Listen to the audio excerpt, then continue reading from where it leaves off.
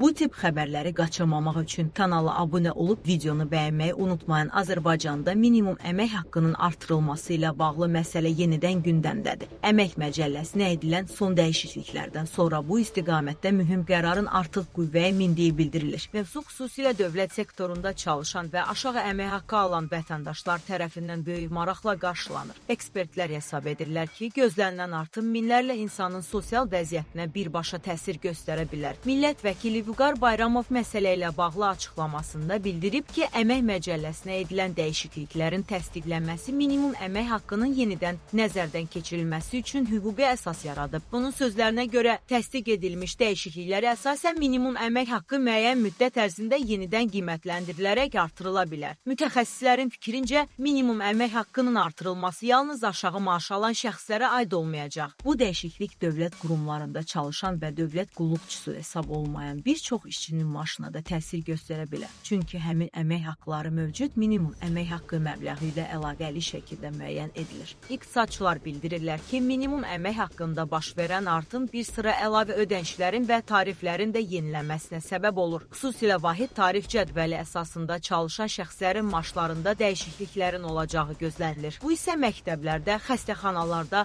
dövlət müəssisələrində və digər büdcə təşkilatlarında çalışan minlərlə vətəndaşı əhatə edə bilər. Mövzu ilə bağlı diqqət çəkən əsas məqamlardan biri də Nazirlər Kabinetinin gələcək qərarlarıdır. Gözləntilərə görə minimum əmək haqqında artım baş verdikdən sonra aidiyyəti qurumlar maaşların uyğunlaşdırılması ilə bağlı əlavə qərarlar qəbul edə bilərlər. Bu da əmək bazarında yeni dəyişikliklərə səbəb ola bilər. Sosial məsələlər üzrə mütəxəssislər hesab edir ki, maaş artımı xüsusilə gündəlik xərclərin artdığı bir dövrdə vətəndaşların alıcılıq qabiliyyətinə müsbət təsir göstərə bilər. Ərzaq, kommunal xidmətlər və digər yaşayış xərclərinin artdığı bir zamanda minimum əmək haqqının artırılması bir çox ailələr üçün əlavə dəstək hesab olunur. Bununla yanaşı, bəzi ekspertlər bildirirlər ki, əmək haqqı artımları mərhələli şəkildə həyata keçirilə bilər. Onların fikrincə, dövlət büdcəsinin imkanları və iqtisadi göstəricilər nəzərə alınaraq qərar veriləcək. Buna görə də yaxın aylarda bu istiqamətdə yeni rəsmi açıqlamaların olacağı istisna edilir.